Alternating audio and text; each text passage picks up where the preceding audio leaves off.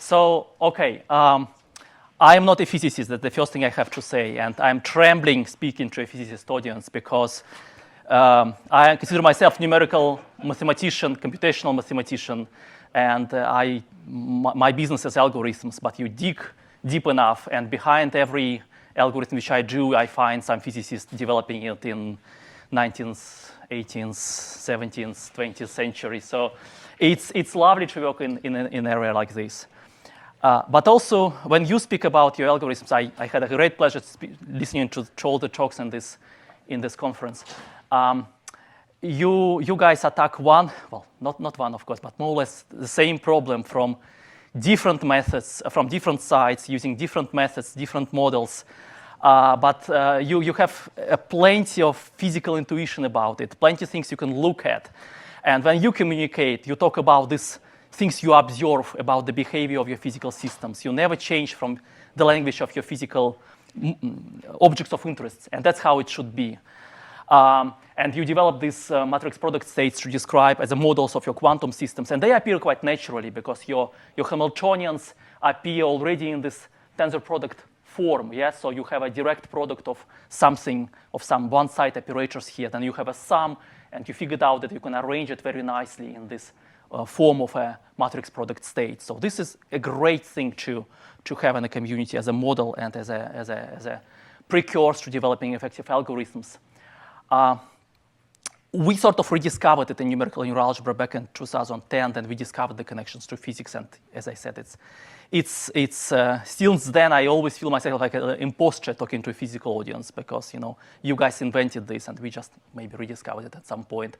But when we develop it in numerical neural algebra, we develop it with the purpose of giving this as a tool to people who are going to apply it in other disciplines, computational biology, medicine, you name it. And we don't have as much physical insights about these disciplines. And maybe people working in these disciplines also don't have quite the same way of abstracting these ideas as we would like as mathematicians. So we want to develop algorithms so that they are, in a way, problem agnostic. Just like solving linear system was problem agnostic in 20th century. You just give people a solver and you ask them to provide a matrix and maybe a preconditioner. And then the solver just solves it for them. Yeah? So this level of abstraction of a method from a problem is what we are aiming for.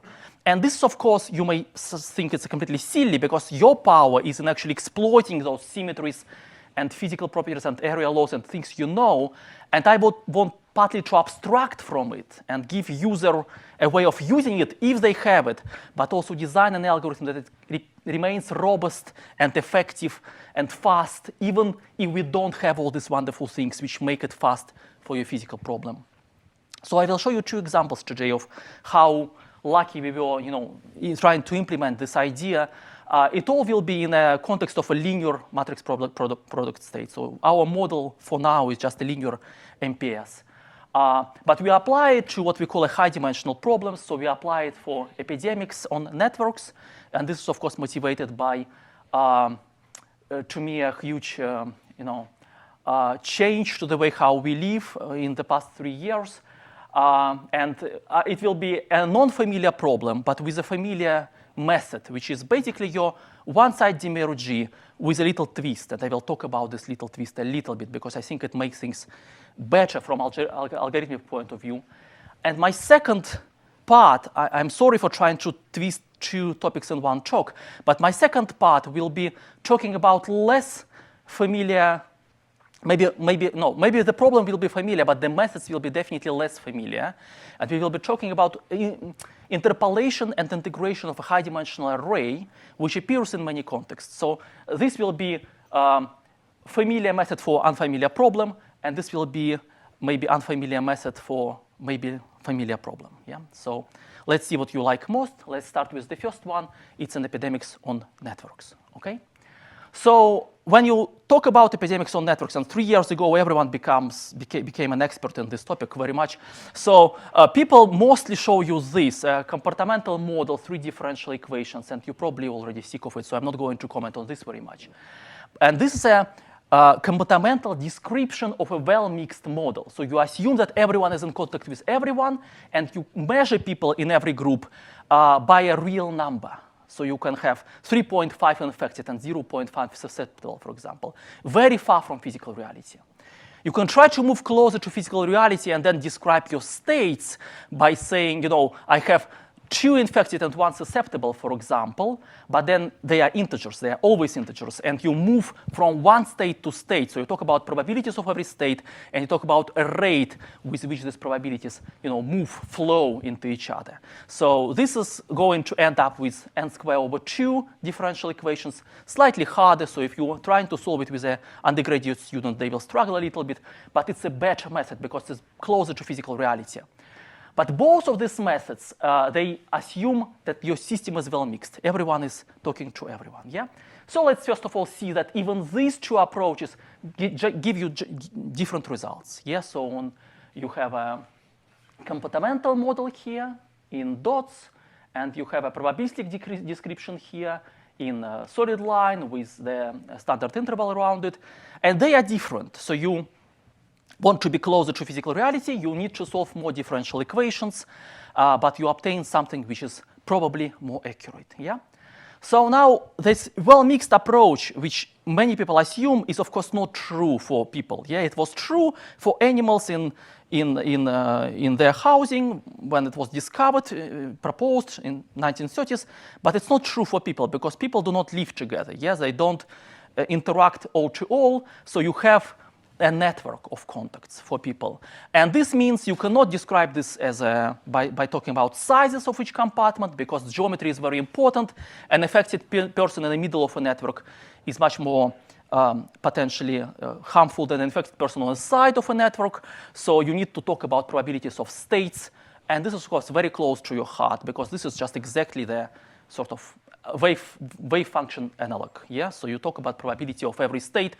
And you have 3 to power n states because you have n sites, and each site can be in 3 different positions, susceptible, infected, recovered. So it's 3 to power n states in total. This is very close to physics, of course. And then we solve it.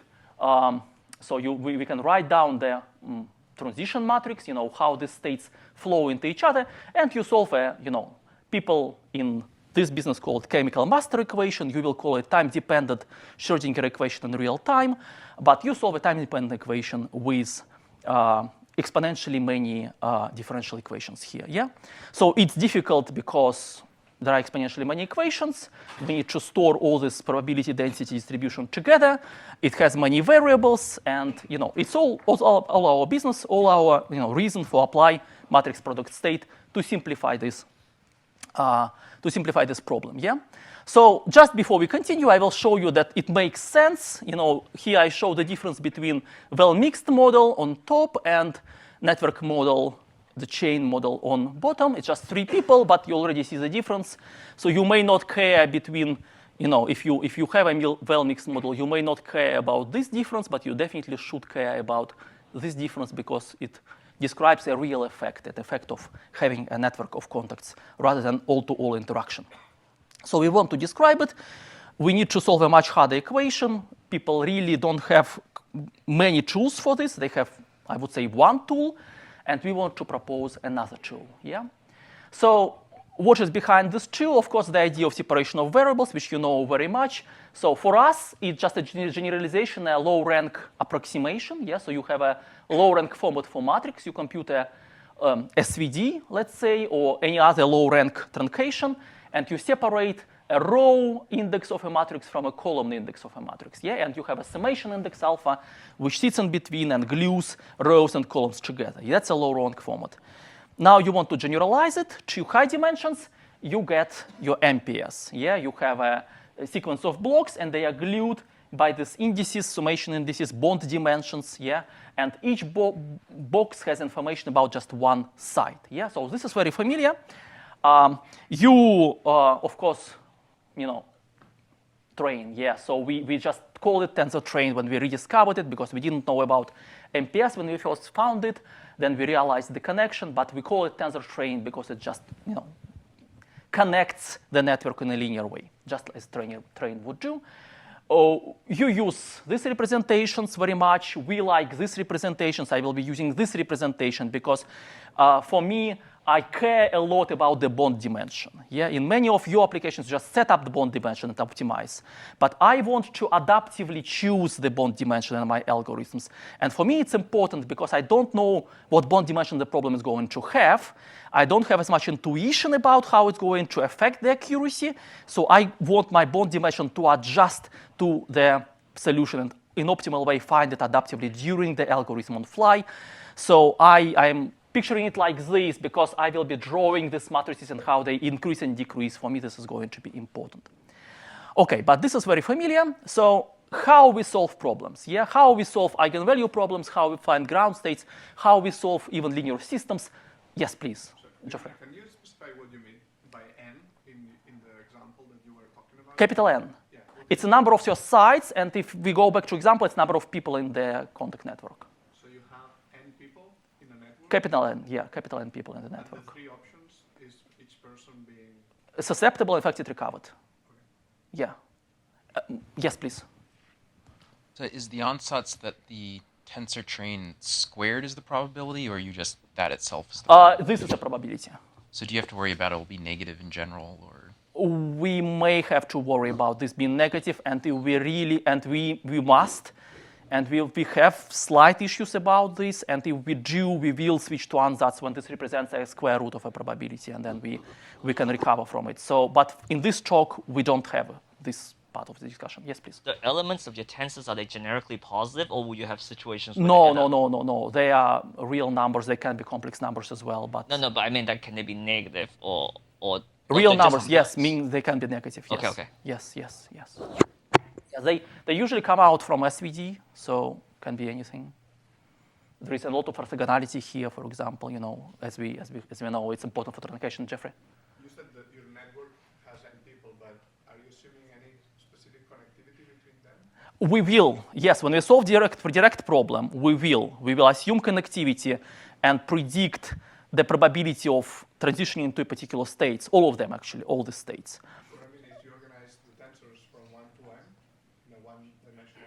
Yeah.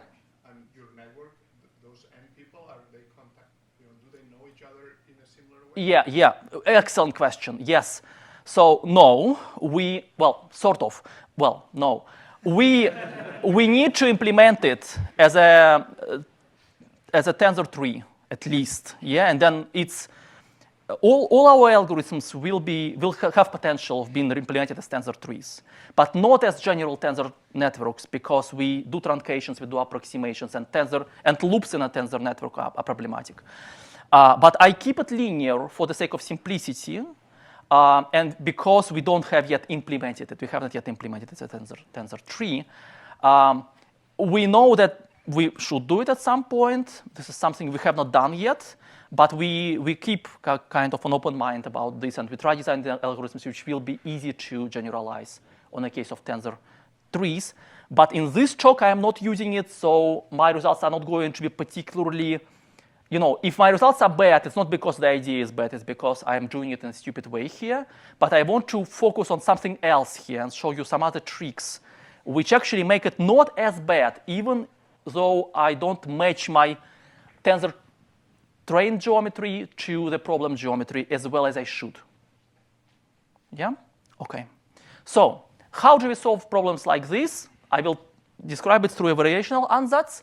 We can optimize over one site at a time without changing the bond dimensions, and this was known for, for centuries probably. It's a very long idea. You optimize just blocks one by one. Of course, the problem is you cannot change the size of your tensor manifolds. You cannot change the bond dimension. It converges sometimes, but it mostly stacks in local minima, so it's not an algorithm I would recommend. But at least some analysis of convergence is possible, and some people in our community have done this. But that's not a practical algorithm, I don't say, for many applications. To make it practical, you need to adjust the ranks. And I think the thing which make it work was, of course, the proposal of demerge algorithm, that you combine two sites and then optimize over a pair of sites and then do SVD to split them and optimize your bond dimension at this stage. So optimizing the bond dimension, the rank is very important. I call it TT rank, by the way, so I'm sorry if I keep using this word. But the dimensions of your tensor manifolds change at every step, so it's difficult to make a formal analysis of this algorithm. But it works brilliantly well. Yeah, it has ability of finding the ground state really, really nicely. And you can apply it to ground state, to eigenvalue problems, to linear systems, all the same. It's just the same geometry, just one-dimensional problem changes, but the rest is really the same. So Jeckelman, I think, was the first who realized you can solve linear systems with this, and then we also sort of solved it, and then I will show you what we did with this next. So this is a little twist which we want to do. In your applications, the mode size, the number of states for each mode, for each variable, is usually small. You have quantum states, so it's 0, 0, 1, up and down, 2. But in our applications, it can be larger. It can be a quadrature on a physical space, so it can be 100 or 1,000. So optimizing over one site or over a combined supersite involving two mode dimensions is a big difference for us. We want to keep it one side, yeah? But we want to adapt the ranks, and we want to have some proven convergency properties. So how we achieve this? That's how. We optimize over one side, and then before we proceed to the other, we insert a gradient information in the first side. We compute a gradient of our problem, we compute the component corresponding to this block, and we put it here, and we put just zeros here. So we haven't changed the state which we represent, but we added some extra space in the environment, some extra directions in the environment, and the directions are pointing us towards the gradient direction, which guarantees a global convergence. So these end up being very useful. We keep optimizing over one side, and then we compute the residual, compute one component of it, and just insert it here, and insert zeros here. Yeah, please. Two questions. One is that specific, I guess that's not specific to the linear solver problem, unsolved problem, but that's what you're showing. The one-side problem is agnostic to the expansion step, yes. So the expansion step is a residual. Whatever problem you have, insert a gradient direction here. It will be good. But then whatever you solve on an optimization step is orthogonal to the idea, yes. And then is this basically an alternative to doing a two-site update? It is an alternative to two-site update do a of subspace demergy, expansion yes. of the bottom That's a method. proposal, yeah, Okay, yeah. And compared to demergy, it ensures theoretical global convergence, which I think theoretical results we never had before, I don't think. It, in practice, converges faster than demergy, and not only because we have optimization over one side, but also in terms of iterations. Yeah, so not only in real time, but also in terms of iterations. And it can be also applied to time-dependent problems, as I will show later. Please. Why is the gradient not 0? Like, don't you solve x exactly to make this equation 0? We solve a one-side problem, exactly. Yes, but then we compute global gradient.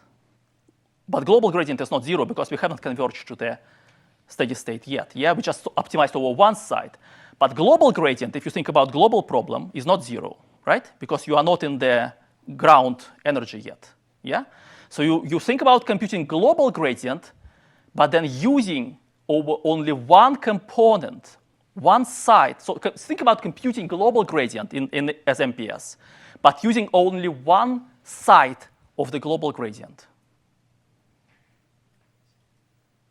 Does it make sense? You compute a projection of the global gradient on one side. It seems like this is the thing that you're supposed to be optimizing in this linear problem, no? No. The global gradient is not 0.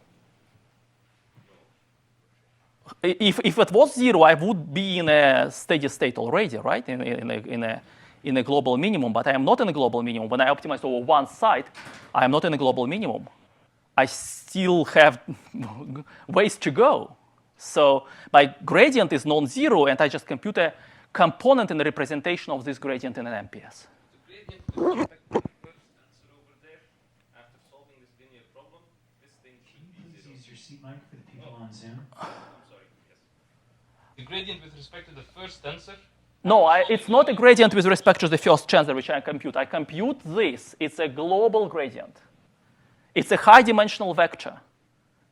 It's a high-dimensional state which I compute as an MPS and then use one component of this MPS. But can you agree that this is not zero? Yes. Yes, so I compute this and use one component of this, and use one side of the gradient. This thing is not zero. It's not. Projected onto, like everything projected out except the first tensor, Yeah, this should be zero. no. That's the thing that the linear problem. If this was zero, then the whole thing would be zero because it's a product. Yeah, that's what I was thinking. But this is not zero, so this can't be zero. Good. I'm sure he's implemented this before. I mean, it works. No, I mean, it's a valid question. It's a valid question. So it's I'm just sure indeed. and you really it's a smart. There was another one, yeah. Here, this is Steve White addressed this problem of single-site DMRG not being able to grow the bond dimension with something he calls density matrix corrections, which does exactly this. You act with H on the state, and it gives you ansatz for growing the local tensors. I think we did. I'm not sure because the physics literature is vast, so I'm not sure what exactly you are talking about. But I think I have an idea of what you are talking about, and I think we did. And I can point. We can talk later, and I can discuss it because we had some long and pleasant discussion with our reviewers when we were trying to publish it, and I think please. Mike, I don't remember the exact details, but my PhD student Claudius Hubik looked at that work and then published this strictly single-site subspace expansion. My impression, as far as I can remember, is it's really different from what Steve had proposed. Yes, yes. Both this mixing stuff, of course, which was old, and also this thing where he enlarged. We have the paper from 2005, which you are referring to, I guess. Yes, we have It's really comparison to different. this as a separate paper because reviewers were really curious about this, and we satisfied them only when we published it separately, and then this got published. Yeah. So, okay. Any more? Can I move on? Yes, please. So since the target optimization function is a quadratic form, Yeah. so why do you choose gradient descent? Because actually you can solve it directly, right? I mean, with respect to each tensor. Yes, when I say optimization, and I say here that I optimize, it's just a solution of a linear system on one side. Yes. So the minimum is just a solution to a linear problem, a one-side linear problem. Okay, so it's not using gradient descent, some kind of algorithm. We are computing this, so we are using a gradient descent here. Maybe I misunderstand your question here, but there are two different things. There is one-side optimization, and there is a gradient descent, which is a global step, which is a computation of a global component of a global residual. And they are quite separate. One is local. It depends on the environment, on how good your environment is. And another is trying to enrich your environment with useful information. So then you are projecting to a space which already contains your gradient directions. And you can go along with the gradient. If you are stuck in a local minimum, you at least have this local gradient direction, so your optimization is never stuck. That's what the difference is. So I'm a bit confused, sorry. So the global optimization function or loss function is quadratic, right? Yes. So then you can calculate the the gradient or derivative directly, right? Of course. So you can solve that equation directly. Yeah, but X is a high-dimensional thing. X is a vector which has 3 to power n states. Mm-hmm. So I cannot represent X. I can only represent X in this factorized form. And I can only work with components of this representation. I can never get X in full. I can write on paper X equal whatever, but I can never compute it because of exponential hard. Please. Just to understand, is it your column that a low rank approximation Yes, of your it's a gradient? low rank approximation of the residual. Thanks. Yes. Okay. And we control how low rank we want it to be. Yeah, and rank 2 is usually okay. I will try to carry on because this red thing makes me nervous. Okay, so we can do it for time dependent because differentiation with time is a linear operation. You treat time as a new variable, so you have a linear problem for tensor which has just one extra dimension. It doesn't change things as much. You have to be careful because it's not positive definite, but it's okay. I leave it aside. So we basically use the algorithm which I described, which we call AMAN, alternating minimal energy method. And we apply it here, and we call it time AMAN, T-AMAN. So we use this algorithm here. This is our twist. So it's familiar for you with a little twist. So, okay, people in the trade do not use it. They use Monte Carlo instead. Do you know, you probably know how Monte Carlo works. Yeah, you sample how soon the event is going to happen, and you sample what's the event going to be. If you arrive at the terminal state, you stop and restart. So you restart here, sample, and then you move between states and sample when something is going to happen and where you are going to move. So this is wonderful. You obtain all these trajectories, you average over them. Unfortunately, the convergence of these trajectories to theoretical nice curves is 1 over root n with respect to number of trajectories. So it can be wasteful, and people still use it because they have nothing better. So we want to give them something better. So that's it. Yeah. So I want to show us that it's better now. I'm not really sure that it's better because we have not implemented it in a proper tensor tree fashion yet, but at least I can show something. This is a network in Austria, 9 sites, only 9, so I can compute everything theoretically and get the theoretical result. And here I compare with the precise theoretical result.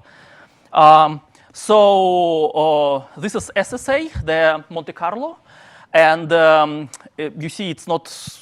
Doesn't match so well the mean and the standard deviation, and particularly the probabilities of law of rare events. Yeah, they are hard to capture because this SSA algorithm travels between sites, and if it's difficult to get in the site, you may never get in the site, and then the probability is 0 when it's not. So probabilities of rare events are difficult to recover. So that's a convergence with respect to compute time of SSA. And that's the convergence of tensor train networks. You see that it's kind of better. So we think this is future. We think this is current. But we propose people to switch to that. And this is, modulo your comment that implementation is not very good. Yeah, so it can be probably even better. But we feel that the convergence will sort of remain. The argument about convergence will remain. So that's probably, it for this problem. We can move to harder, larger problems. So it's a small world networks, circular chains with some dense connections along the chains, and then some rewiring. And here we talk about recovering the rare events. And you see that there is some advantage in using tensor trains in recovering these rare events. Is it going to be practical? Depends on whether you need high accuracy here, really. Because if you only need low accuracy, maybe you are fine with Monte Carlo. And this comes back to our discussion about what precision people need from their algorithms. And this is, of course, very interesting. But I will kind of stop here about this problem and try to say a few things about integration, which is a completely separate problem. So am I allowed to move on? Or maybe there are more questions on this stage? Let me move on to talking about high-dimensional integration. Yeah, so it will be a little less familiar ansatz in terms of what I'm going to do, but at least the application is going to be more familiar, hopefully. So we want to recover. We want to compute a high-dimensional integral. Yeah, and these are the examples of high-dimensional integrals, which I know. You probably know so many more. But yeah, you do it every time when you project on a state, of course. But there are other reasons why people do high-dimensional integration in all these disciplines, and I'm happy that some people after me will be also talking about this in context of mathematical. Nicole Pancotti will talk about this in the context of mathematical physics. I will talk about this problem. Yeah, and you see the specifics of this problem is that we are given a high-dimensional integral. We have no idea what the variables mean.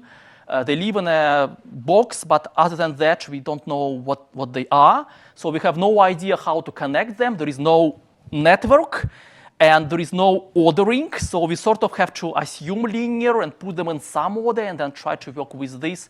We may try to infer the correct order, which is something we have in mind. But for now, we just order them as they are, without any particular insight on how to put this in a linear matrix product state.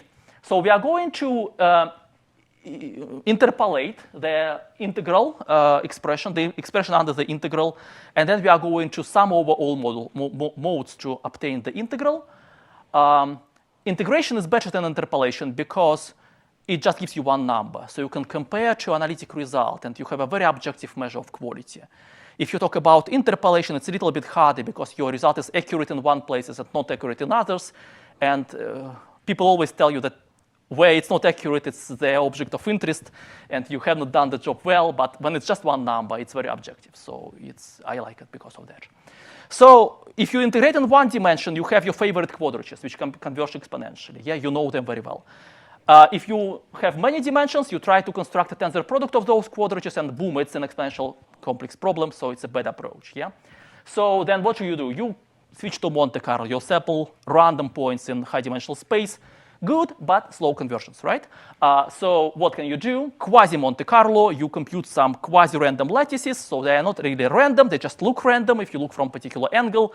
But yeah, better. But maybe can we do better? I don't know. Well, let's come back to this. Yeah, so we are going to compute part of this, but not all of them. Yeah, we compute these lines on the quadrature, but not all of them. We will select some of them in a clever adaptive way, and this way is going to be specific for each function.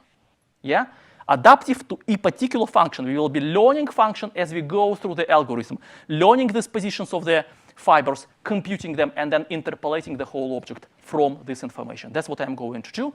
I'm going to go very quickly. So low-rank matrix, if you know rows and columns from your low-rank matrix, you can reconstruct it using this formula. Columns times matrix in the middle inverted times rows. Yeah? Then you don't need to even look at these elements. If you know some rows and columns, you can write this approximation formula. You can write it, but is it going to be good? Well, it depends on what columns and rows you got here. Yeah? Because, for example, for this example, if you got the first two rows and columns, you have accuracy of 10 minus 3. If you have last rows and columns, suddenly you have accuracy of 10 minus 2. And this is for 5 by 5 matrix. Imagine doing it for million by million matrix. The difference can be dramatic. So what is the best position for columns and rows? Well, we don't know. We know that a good idea is to get the position of rows and columns so that this submatrix in the middle, which you are going to invert, has the maximum volume of all possible 2 by 2 submatrices. There is some theorem that this is going to have you some good accuracy estimates.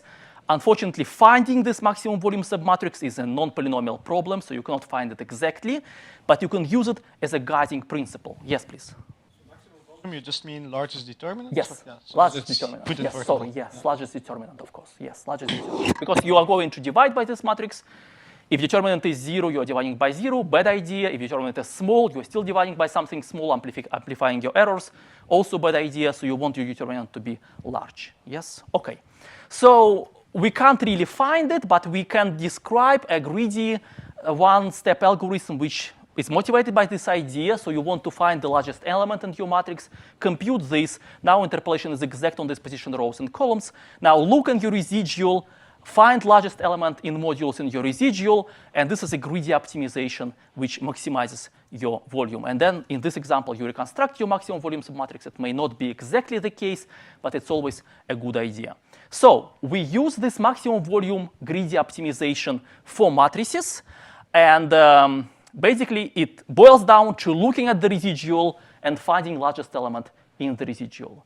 And if you are not allowed to look at the whole residual, you will be looking at the subset of elements in the residual, which is a heuristic algorithm. And I'm not going to discuss exactly how heuristics works. I just describe the guiding principles here. Yeah. So let's see how it works for this generalized Gaussian density. So you look at the largest element, put your cross here. Now your residual is 0, where you put your first cross.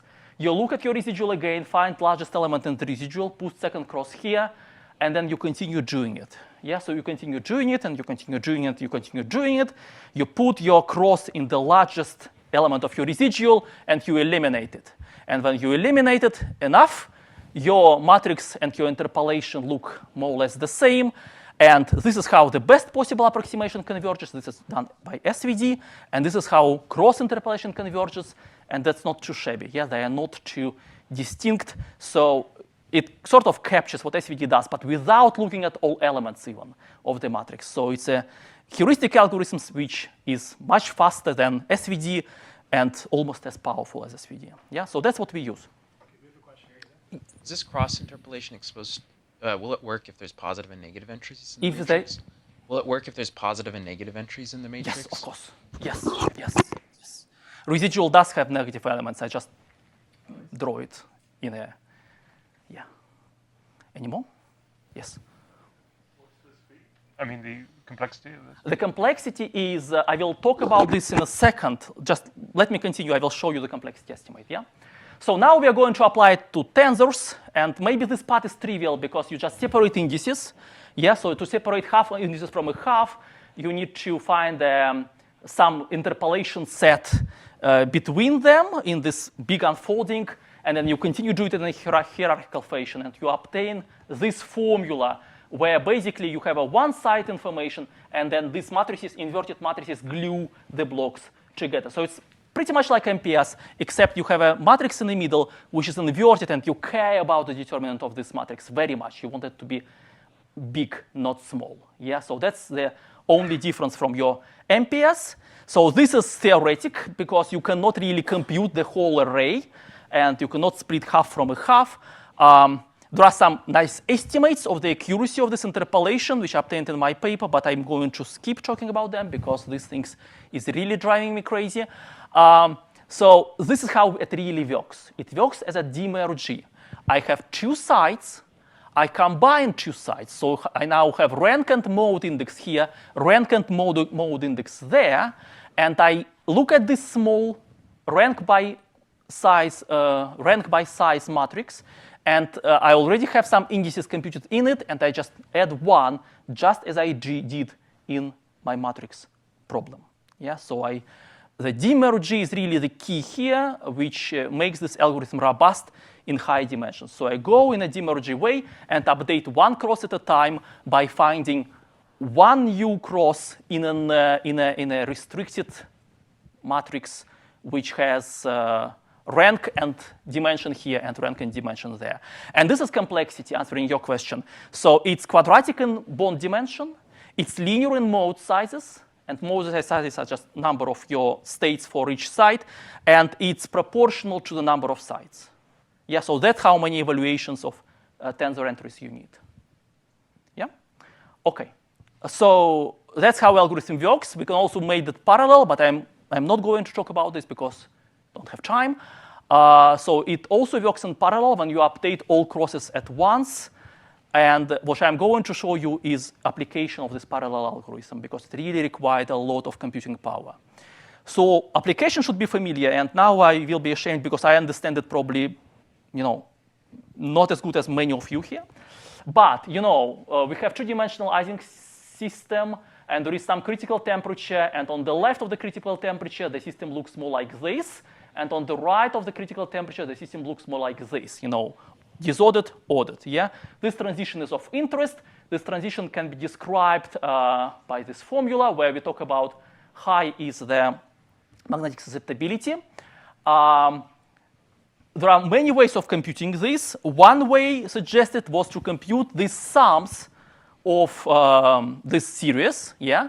But the elements of this series are high-dimensional integrals. And the longer you move in your series, the more high-dimensional these integrals become.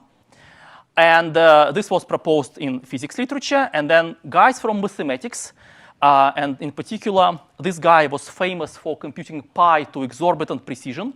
And if you watch Simpsons series, then they actually phoned this professor to check what is the 1000th digit of pi, because Meiji is reciting the pi in one of the Simpsons series.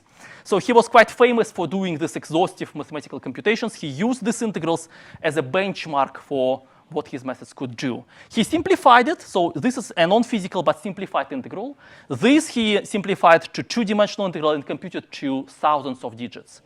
This was tough. He couldn't simplify it, so he computed it to maybe 5 digits of accuracy. So we want to compute both as high-dimensional integrals and compare to his results. So this is the simplified integral for which we have thousands digits of, of accurate result. So that's how Monte Carlo and Quasi Monte Carlo converges, and that's how our method converge. It's a double precision. We hit the machine precision level. That's a quadruple precision. We hit the 32 digits, and that's the multiple precision when we see the exponential convergence. We do not hit anything because we are in multiple precision. Of course, it's more expensive because we emulate the multiple precision. But there was some discussion about stupidly high precision yesterday, and I think I won this competition because this is stupidly high. The reason for this is that they wanted to do the inverse symbolic calculation. They wanted to get a number to exorbitant high precision and then reconstruct the formula using some physical constants like pi and Euler's constant and so on. Yeah, and they actually succeeded for this C to reconstruct the relation to the Euler's constant, which was remarkable, and then they can prove it. Yeah, so it's just a navigation for us to prove things. 3 minutes awful. So we also computed D to 32 degrees, 32 digits. It was quite an achievement for us. Not sure if it's useful, but that's a benchmark for computations. Definitely shows that the technique is powerful. Try doing this with Monte Carlo. Show me how it goes. Yeah, we spent an exorbitant amount of energy on this, but if people continue doing this with Monte Carlo, what they're doing with Monte Carlo, they will spend even more. So we think in terms of research, it's a good use of energy. And thank you very much. That's my references. Any questions, please?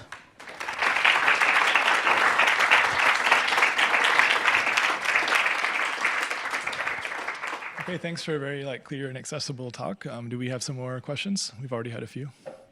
Okay, yeah, Mike? This was the first step. So the high-dimensional integral, do you force discretize it, and then you just treat the entry, the function is then the entries of the tensor? Yes, we assume that there is some underlying quadrature grid. For example, well, it's easy. I mean, exponentially converging quadratures for your type of the decay, just choose one. If you have a function which oscillates, you choose Curtis, whatever it is. If you have, so you know how to choose one-dimensional quadrature, and it's just a tensor product of direct quadratures, direct product of exponentially converging quadratures. If you had data on all of them, you would have exponential convergence, but you don't. But you can interpolate and recover using MPS, and that's what we are doing. Yeah, so this is discrete data. We already have underlying quadratures. And then you're just trying to sum up all the entries in this. It's the ultimate goal, but we have an interpolation for the whole array. So had we had a different problem, like project it or compute a square of it or whatever, we would be able to solve it. So that's our benefit on top of what Monte Carlo can do, that we have an interpolation and we can answer much more than just integral.